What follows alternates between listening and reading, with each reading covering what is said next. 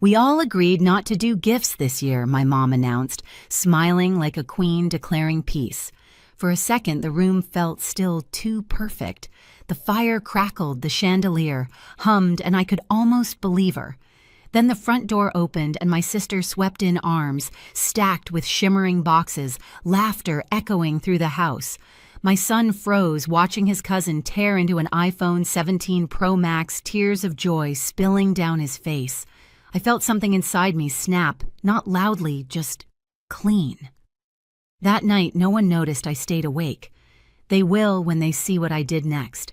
I grew up in Wisconsin, the kind of place where winters felt endless and family meant everything, or so I thought. My name's Zoe. I'm 37, married to Ethan, a paramedic who somehow still finds patients after 12-hour shifts. We have 2 kids, Emma, 9, quiet and thoughtful, and Jake, 7, all energy and heart. We live in a modest house with peeling white paint and a furnace that moans every December. Still, it's home warm in the ways that matter. My parents, Carolyn and Rick, live 20 minutes away in their colonial dream house, the kind with wreaths on every window and a driveway so long it looks like an invitation to judge you before you reach the door. My mother loves perfection, the appearance of it at least. Her pearls, her hair, the way she calls things simple right before making them complicated. My father, a man who measures love in price tags and golf scores. And then there's Tessa, my younger sister. She's the sparkle to my stability, the favorite since we were kids. She never had to earn affection. She just arrived, and the room shifted to her orbit. I used to think I was okay being the dependable one, the one who remembered birthdays, who showed up early, who stayed late to help clean. Every family needs one, right back. Then I didn't see how that kind of loyalty turns into currency, how the more you give, the more people expect you to. When we were little, Mom used to say Zoe's the sensible one. She doesn't need much. At 14, I gave up summer camp so Tessa could go to cheer camp. You understand, Mom said, pressing a 20 into my hand, like that made it fair. At 23, I co-signed Tessa's first apartment lease because she's still finding her footing. At 28, I had a small courthouse wedding so we wouldn't overshadow Tessa's engagement party. Every time I told myself it didn't matter. But it did. Still, every Christmas, I'd show up with homemade cookies, hand-knit scarves, and the same fragile hope that this year might feel different. Last year, when Ethan's overtime was cut, we agreed to skip big gifts, just focus on family time. Presents, not presents, Emma had said, proud of herself for remembering the phrase we'd been using to keep spirits high. I clung to that. A week before Christmas, Mom called, her voice bright. We're keeping things simple this year. No pressure, Zoe. Just bring yourselves. It sounded reasonable, comforting even. I wanted to believe it. I wanted my kids to believe in family the way I once did. So we baked brownies wrapped in parchment tied with candy cane ribbons Emma made herself. Jake drew Christmas cards full of glitter and misspelled joy. We packed them carefully, laughing as frosting smeared our fingers. For a moment, it felt right, like maybe all the years of imbalance could be wiped clean by one honest Christmas. Driving to my parents' house, snow fell in slow, forgiving flakes. The radio hummed low and Ethan reached over to squeeze my hand. It'll be fine, he said, though we both knew what he meant was brace yourself. Still, I nodded, because that's what I do. When we pulled into the driveway, I caught sight of the front porch, perfectly symmetrical, wreaths, ribbons that matched the drapes. My mother opened the door before we knocked her smile tight and camera ready. There you are, she said, kissing the air beside my cheek. The smell of cinnamon and control filled the foyer. Remember, we all agreed no gifts? I smiled back, the kind of smile you give when you already know the ending, but you're pretending not to. That night would prove one thing: it's never the agreement that breaks you. It's realizing they never meant it in the first place. Dinner started the way it always did. Too bright, too loud, too perfect. My mom's table gleamed with gold chargers and cloth napkins folded like swans. The catered food arrived in silver trays, steaming and flawless. She waved off my brownies as if they were a charming relic from the past. Oh, how sweet, she said, setting them beside the appetizers like an afterthought. Ethan helped Rick uncork wine, the two of them exchanging polite small talk that sounded rehearsed. Mom peppered Ethan with questions about his work schedule, her tone coated in concern but sharp underneath. Still, those long shifts. That must be tough on the kids. Translation: you should be earning more. Ethan smiled, used to her double-edged compliments, but I saw the flicker in his jaw. Across the table, Tessa breezed in, 20 minutes late, her coat glimmering under the chandelier. "Sorry the roads were terrible," she announced, kissing Mom on both cheeks, like she'd just returned from Paris instead of the suburbs. Logan followed behind, arms full of glossy gift bags. "Tessa." Mom clapped her hands like a child. "You made it." The room tilted. I looked down at my lap, breathing through the sting. "We all agreed no gifts this year." The words circled my mind like a cruel joke. Tessa set the bags near the tree. "Don't worry, these aren't real gifts. Just little things we picked up." She winked, laughter spreading like perfume. Rick chuckled. "You always go above and beyond, sweetheart." No one looked at me. Jake tugged at my sleeve. "Can we give Grandma our brownies now?" he whispered. I nodded, forcing a smile. Emma carried the wrapped tray, her small hands trembling as she offered it to my mother. "Oh, darling," Mom said, taking it delicately. "Homemade. How lovely." Her tone was polite, distant. She didn't even open it. My throat tightened. I watched Emma's expression shift, her excitement dimming. She set down the brownies next to the shrimp platter and stood silently beside me. Dinner rolled on conversation, looping around Tessa's new kitchen renovation, her kids' private school, their upcoming trip to Maui. Every story sparkled with money. I sipped my water, feeling smaller with each passing toast. At one point, Rick turned to me. "So Zoe's still at that little marketing job?" Ethan stepped in before I could answer. "She's department lead now," he said quietly. "Oh," Rick raised an eyebrow. "Well, good for you." The same tone he used when he congratulated his golf buddies on not losing by too much. I laughed softly, but it came out wrong, thin, brittle. The plates cleared and conversation drifted toward the tree. Tessa's sons buzzed with excitement, whispering about what was in the bags. Mom said, "We'll just let them open a few things." My stomach dropped. Jake's hand found mine under the table, sticky with frosting. He smiled up at me, oblivious, trusting. Emma sat perfectly still, eyes flicking from the pile of presents to me. I squeezed her hand back, pretending calm, while every nerve in my body screamed. I told myself for years that these moments didn't matter, that being overlooked wasn't the same as being unloved. But watching my children's faces now, their confusion, their quiet hurt, I realized what I'd been protecting wasn't peace.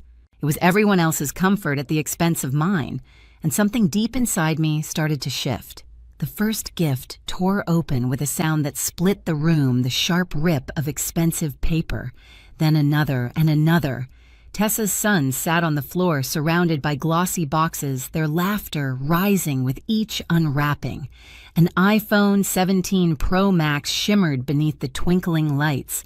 "Oh my God, Mom!" Her oldest shouted, tears of joy streaming down his face. The room erupted in cheers, phones out, flashes popping. Across the room, Jake froze mid-step.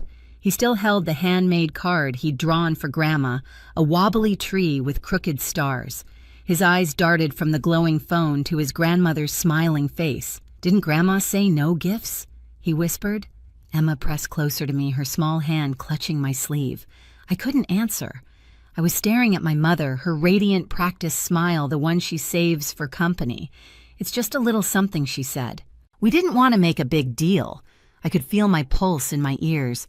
My mother's pearls gleamed under the chandelier as she helped Tessa gather the wrapping paper, laughing about kids these days. Logan tossed the empty boxes into a pile. "Worth every penny," he said proudly. Rick nodded, chuckling. "That's what Christmas is about, huh? Seeing their faces light up." The laughter blurred, distant and hollow. All I could hear was Jake's quiet voice again. "Are we poor, Mom?" The words hit harder than anything my parents had ever said. My throat closed. Emma's fingers tightened around mine until they trembled.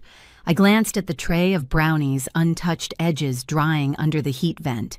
The cards we made were still stacked neatly on the table, glitter dulling under artificial light. Tessa leaned against the mantel, sipping champagne, watching me watch them. Her smirk was soft, but sharp. "Don't be so serious, Zoe. It's Christmas." My father sighed dramatically. Here we go again. That was it, the final insult, the casual dismissal of years of swallowed pride. I stood slow and steady. The laughter dimmed. "We should get going," I said quietly. Mom blinked, surprised. "But dessert?" "You can have ours," I cut in. My voice didn't shake. "Merry Christmas." Ethan helped the kids with their coats. No one stopped us, not really. Maybe they didn't believe I meant it. Outside, snow drifted under the porch light, soft and silent. Jake's mitten slipped from my hand as he climbed into the car. "Are they mad at us?" he asked. "No, sweetheart," I said. My voice was calm now, almost light. "They just don't understand." As we drove away, the house behind us glowed like a movie set, perfect hollow staged. I looked in the rearview mirror at my children's faces pale in the glow of Christmas lights. I'd spent my life being the quiet one, the reasonable one. But somewhere between that untouched plate of brownies and my son's question, something inside me cracked open. It wasn't anger. It was clarity, sharp, clean, irreversible. That night, while the world slept under a blanket of snow, I decided I'd never play their game again. That night, sleep wouldn't come. The house was quiet except for the soft hum of the furnace and the steady breathing of my kids down the hall. I sat at the kitchen table in my robe, a half-empty mug of cocoa cooling beside me. My laptop screen glowed pale blue in the dark. I opened our bank account, something I'd avoided for months. Rows of transactions scrolled past familiar but suddenly obscene. Hulu Family Plan, Verizon Shared, Amazon Household, Gym Membership, added user Rick Harris. I stared until the numbers blurred. Year after year I'd been paying for their comforts. My parents, my sister, even their cell phones. Little favors that turned into permanent debts. My pulse steadied. I wasn't angry anymore. I was focused. I opened a new spreadsheet, typed one word in the header, reclaiming. Line by line, I started listing everything. Netflix Family, $19.99. Amazon Prime, $14.99. Verizon, $318.75. Gym, $39.99. Insurance premiums, subscriptions, donations in their names. The total crept higher, the screen filling with proof of every quiet yes I'd ever given. Ethan's voice startled me from the doorway. "Zoe, it's almost 4, I know." He came closer, hair messy, eyes soft with concern. "What are you doing taking back what's ours?" He looked at the spreadsheet, then at me. "You sure?" I nodded. "That night at Mom's, Jake asked if we're poor. I can't ever let him feel that way again." He hesitated, then smiled faintly. "Need help?" "No," I said, closing my fingers around the mouse. "This part's mine." I started deleting. One by one. Click, Netflix gone. Click, Amazon terminated. Click, Verizon 3 secondary lines removed. Each sound was like a release valve hissing open. The more I cut, the lighter I felt. The guilt that had lived in my chest for decades loosened its grip. Ethan poured coffee and set it beside me. "You've been holding that family together a long time," he said quietly. "Yeah," I murmured, eyes still on the screen, but not anymore. When I finished, the spreadsheet showed a new column reclaimed, $612.71 per month. At sunrise, I closed the laptop and exhaled. For the first time in years, I didn't feel small. I felt awake. The phone started buzzing around 8. Carolyn, then Rick, then Tessa. 47 missed calls by the time I checked. Ethan glanced at me from the stove. "You gonna answer no?" The pounding came next, hard, insistent. I opened the door to find my parents on the porch, both red-faced from cold and fury. Behind them, 2 police officers shifted awkwardly. "This is my daughter, Carolyn," announced. "She hacked our accounts and stole our services." The younger officer cleared his throat. "Ma'am, could we talk inside?" I stepped back, calm. "Sure. Coffee." They followed me in. I laid out the printed statements, each account, each charge, each one in my name. The officer skimmed them, nodding. "These are legally yours, ma'am. You're entitled to cancel." Rick exploded. "We raised you. You can't just—" I didn't take anything I said quietly. I just stopped giving what was never appreciated. Silence. The officers exchanged a glance. Then one said gently, "This seems like a family matter." They left. My parents didn't. Carolyn's voice trembled. Family doesn't do this. Exactly, I said. Family doesn't take and call it love. Rick's face fell. After everything we've done for you, you mean everything I've paid for. The words came out sharper than I intended, but I didn't apologize. They left without another word, the slam of the door echoing through the house. I leaned against the counter, shaking not from fear, but from release. Ethan came over, wrapping an arm around me. You okay, I think? I said, exhaling slowly. I finally am. By afternoon, the family group chat lit up like a siren. Mom's first message read, We're heartbroken. This isn't how we raised you. Then Tessa chimed in, Can't believe my own sister ruined Christmas. Rick added his usual punctuation, unacceptable. I didn't respond. Instead, I made pancakes with Jake while Emma practiced her recorder for the school recital. For once, the noise in my kitchen was just ours. Simple, honest, peaceful. That evening, the doorbell rang again. My parents stood on the porch, smaller somehow, their outrage cooled into confusion. Mom's voice cracked. We just want to talk. I let them in. The living room smelled like coffee and cinnamon, my home, not theirs. Dad started pacing. Do you know how much we sacrificed for you? I opened a folder and set it on the coffee table. I do. And I know exactly how much I've sacrificed for you. Rows of numbers. 10 years of quiet giving laid bare. Phone bills, insurance subscriptions, temporary help that never ended. Mom scanned the pages, face draining of color. I never asked for repayment, I said evenly, but I'm done carrying the weight of your choices. She looked up, eyes glistening. We didn't mean to take advantage. I know, I said softly, but intent doesn't erase impact. Ethan stood behind me, silent support. The kids' laughter drifted from the hallway, proof of the life I was protecting. Dad sank onto the couch, the fight gone from his shoulders. So what happens now? I closed the folder. Now I take care of my family. You take care of yours. For the first time in years, there was no shouting, just quiet acceptance, awkward and real. As they left, Mom paused at the door. We'll call next time, she murmured. I nodded. That's all I've ever wanted. When the door clicked shut, Ethan slipped an arm around my waist. The house felt lighter, like someone had opened every window at once. I wasn't the peacekeeper anymore.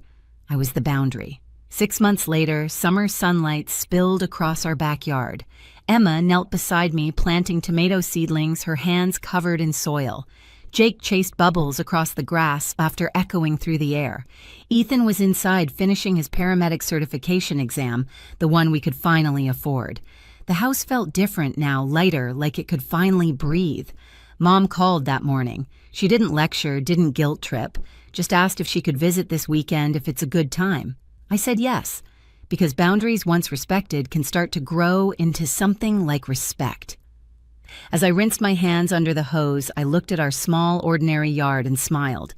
We didn't need luxury to feel rich. We just needed peace. Voiceover fades in. I used to think keeping the family together meant never saying no, but sometimes the bravest way to love is to stop letting people take from you. Some gifts can't be wrapped, they have to be earned. If you've ever had to choose peace over pleasing others, this story was for you. Hit subscribe and stay with us for more real family dramas, true stories of betrayal, boundaries, and redemption. Catch our full family betrayal playlist and new podcast episodes for more stories like this one. Your support helps us tell the stories that deserve to be heard.